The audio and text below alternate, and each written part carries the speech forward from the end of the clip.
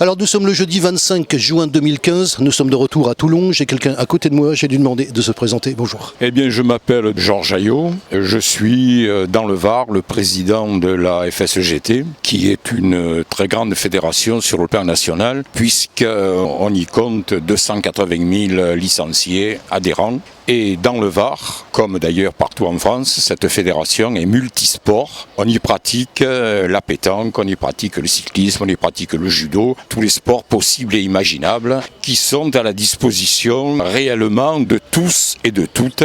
Ça va de ceux qui sont handicapés à ceux qui sont en pleine forme et qui obtiennent d'excellents résultats sur tous les plans. D'abord, ravi de vous rencontrer pour la première fois. On se rencontre d'abord par rapport à quelque chose qui va se passer au Castellet, c'est la raison pour laquelle on m'a fait venir. Donc ça se passe au Castellet demain, vendredi. On va parler d'abord de l'association qui organise ça. Alors, l'association qui organise une très très belle journée demain s'appelle Lito. Sa présidente c'est Dominique Blanc. Elle va présider, elle va aussi partie ouvrière, se donner totalement comme elle le fait toujours à cette belle réalisation. L'association que préside Dominique Blanc, bien entendu, est composée d'un nombre important de personnes, en particulier de Castellans et de Castellanes, mais aussi d'hommes, de femmes qui habitent un peu de partout dans la région, qui sont très contents de travailler ensemble, aussi bien sur le plan intellectuel que sur le plan artistique,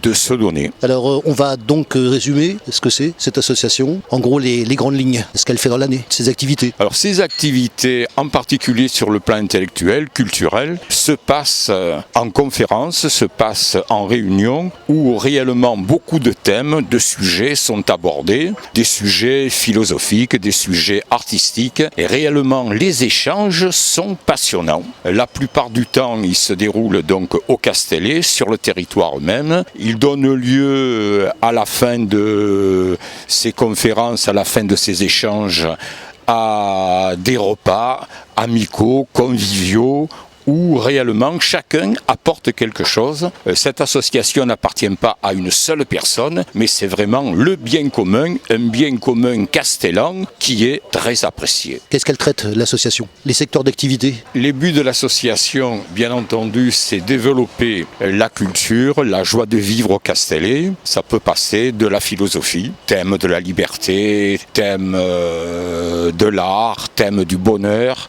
aux activités artistiques où réellement des peintres qui réellement habitent dans le Castellet ou dans la région et qui proposent des œuvres qui sont réellement de grande valeur. Alors la manifestation de demain, puisque ça va se situer donc demain, vendredi 26 juin 2015 au Castellet, comment elle va se dérouler cette manifestation? Alors la manifestation de demain comportera plusieurs étapes. La première donc consistera à un concours de boules, mais un concours de boules un peu spécial puisqu'on utilisera des boules carrées que j'ai devant moi, des boules bleues, des boules rouges, un cochonnet qui est jaune, et on a choisi des boules carrées dans la mesure où le Castellet, tout le monde le connaît autour de nous, est un village avec de magnifiques rues en pente, et si on s'était contenté de boules entre guillemets normales, comme l'on joue un peu de partout en France et dans le monde maintenant, bien les boules,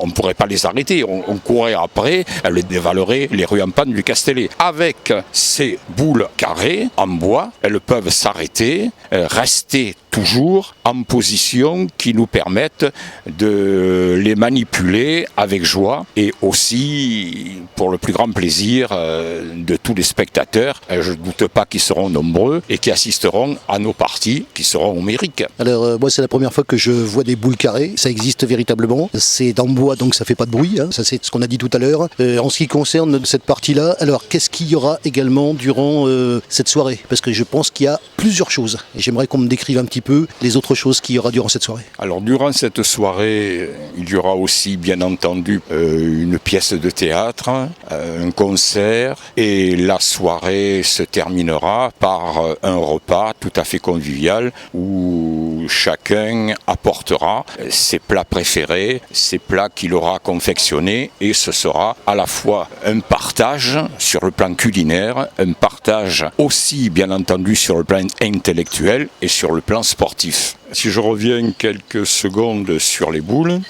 je crois qu'un apport sera fait au cours de ces parties par rapport à la pétanque, dans la mesure où on a essayé de dominer le temps. Au lieu d'aller comme habituellement en 13 points ou en 15 points, comme on allait avant, eh bien les parties dureront à peu près 20-25 minutes et chacun pourra donc être à même de commencer en même temps et de finir en même temps, ce qui est à mon avis un progrès considérable dans le domaine de l'appréhension du temps. Durant cette soirée, est-ce qu'il y aura des écrivains ? Oui, il y aura des écrivains, en particulier des écrivains de la région, des écrivains castellans, des écrivains qui viendront de la Seine, qui viendront de Toulon, qui viendront donc de la région de la Provence et qui sont pour la plupart très connus, qui ont écrit des livres qu'on peut considérer comme absolument magnifiques, sensibles, et je crois que cela donnera lieu à des échanges très passionnants. Alors durant cette soirée, justement, qu'est-ce qu'il va y avoir